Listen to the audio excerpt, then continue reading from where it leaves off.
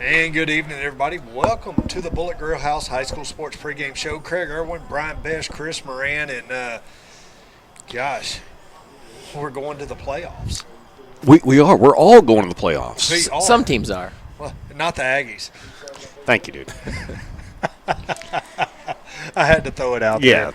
We did a podcast Monday, and It's Monday nothing high night, enough to jump off of around here. and Brian was all depressed. He was like, "Hey, I got to find a basketball game. That's the only thing I got able to look forward to." We're a basketball and baseball school now. That's all it is. Hey, you know what? There's nothing wrong with going to Bluebell Field.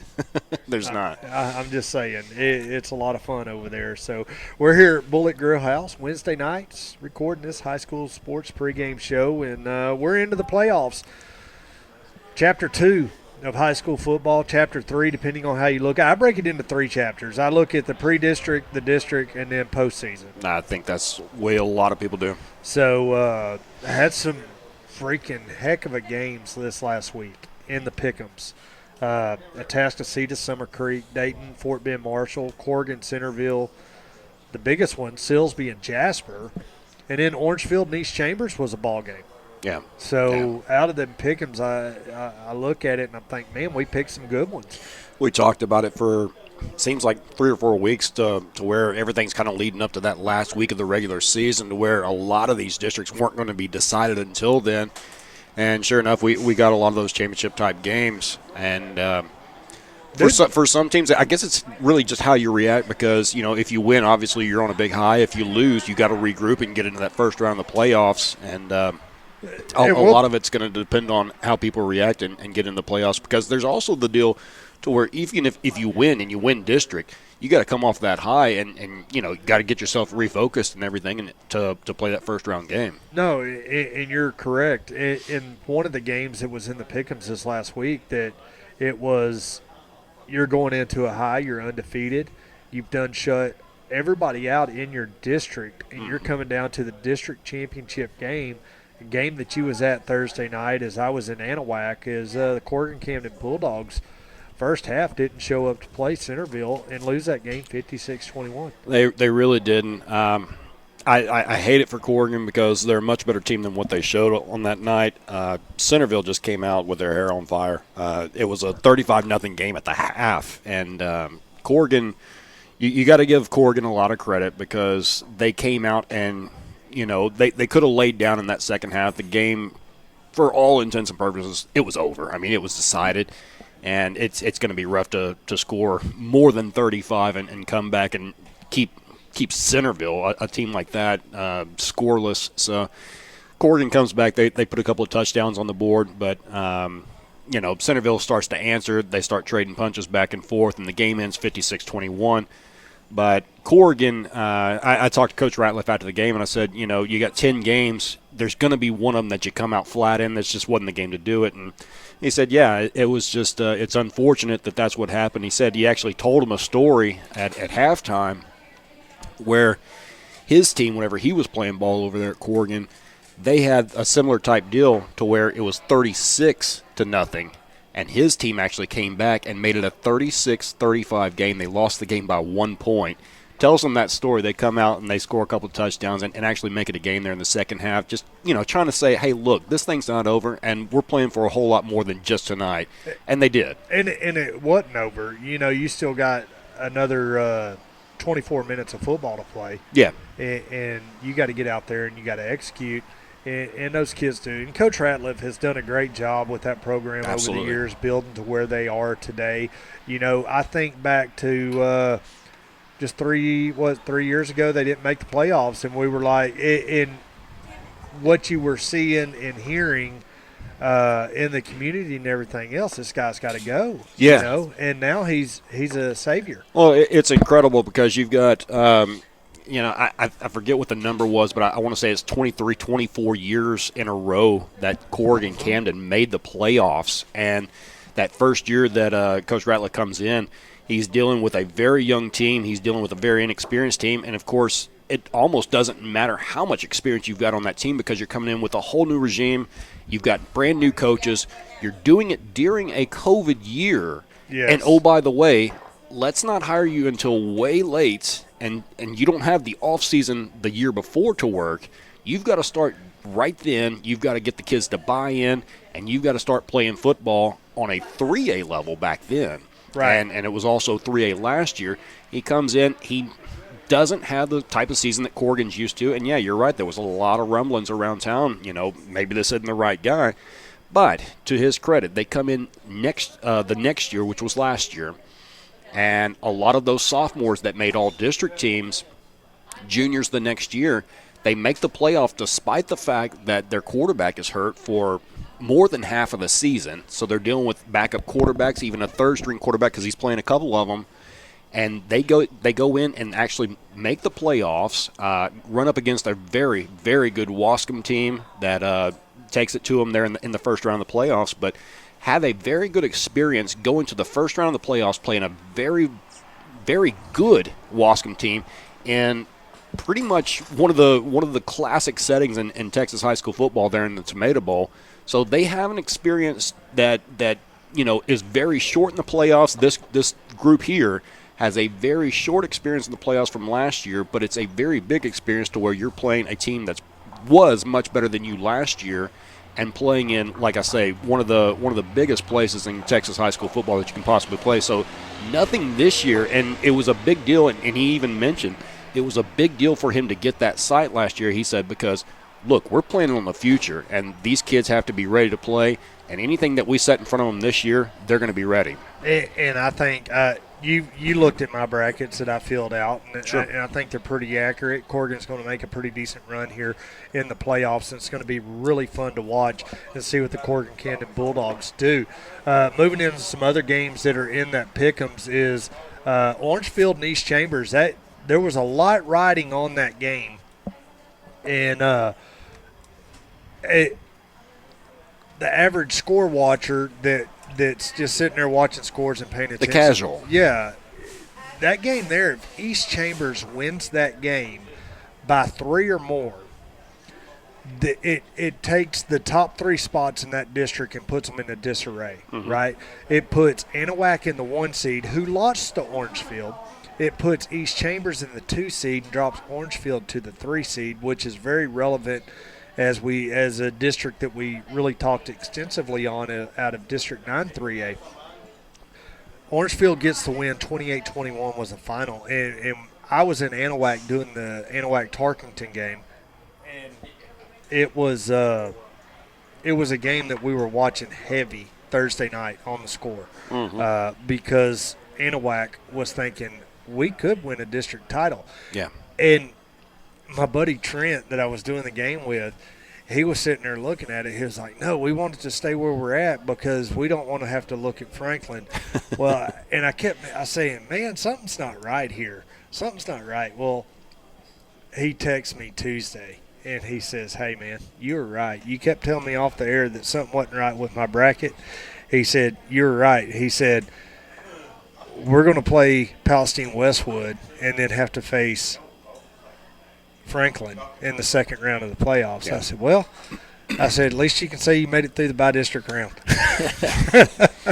Yeah, I mean, it's going to be a rough thing, and obviously you still got to get past that first round. I know Westwood is going to be a team that isn't going to just roll over because you got to imagine how excited that program is to finally make a playoff. Yes. And to get in. And so I imagine you've got, obviously that town split in half with 2 high schools, but I would imagine you've got that entire side of the town over there that's going to show up for a game like this, kind of like Livingston did a couple of years ago where you haven't made the playoffs in forever. The entire town shows up, everybody's behind you, and you've got a ton of momentum, and you want to play really well.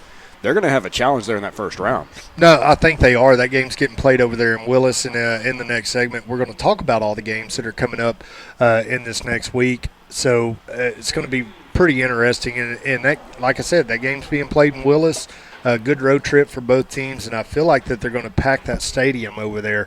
Anahuac and the Palestine Westwood fans. Because Anahuac, I'm sure that town's excited to have very good football back again, just like they've had in the past. No, most definitely. Another game that was in the pick'ems that was played Thursday night. I say it was Thursday. I'm not 100% positive. No, it was done Friday. I got to refresh my screen. But Atascocita at Summer Creek, and that game was a ball game come down to the final minutes. 21-18 was the final there in the Pick'ems. And I read a deal just yesterday, and I want to bring it up because I think it's just the coolest thing ever. By the way, Atascocita won that game. Yeah, I said Atascocita, didn't I? No. He's leaving me in limbo because I didn't look at the scores this week, so I'm waiting to see hear him saying. He says 21-18. And oh, yeah, Atascocita wins. So this Friday night, Atascocita makes the playoffs. They're going to retire the number 55 on Friday night at halftime for Keon Green. No, not because he passed away. Just hold your thought because I know where you're going. Kenyon Green. There you go. Not because anything happened. Well, something happened. Something very big happened. Sure. But they're going to they're retiring the number 55. As he went on, he started 4 years on varsity at Atascocita High School. Mm-hmm. He also was the first ever NFL draft pick in program history. Okay. He went on to A&M, played for A&M from 2019 to 2021, and is now a current roster member of the Houston Texans. Yeah, first-round draft pick, and obviously doing well already.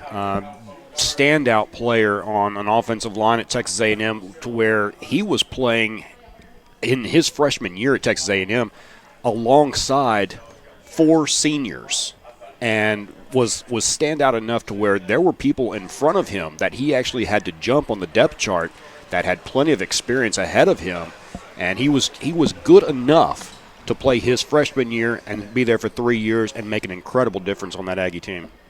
That's pretty awesome. Pretty awesome. And reading, I just got an update.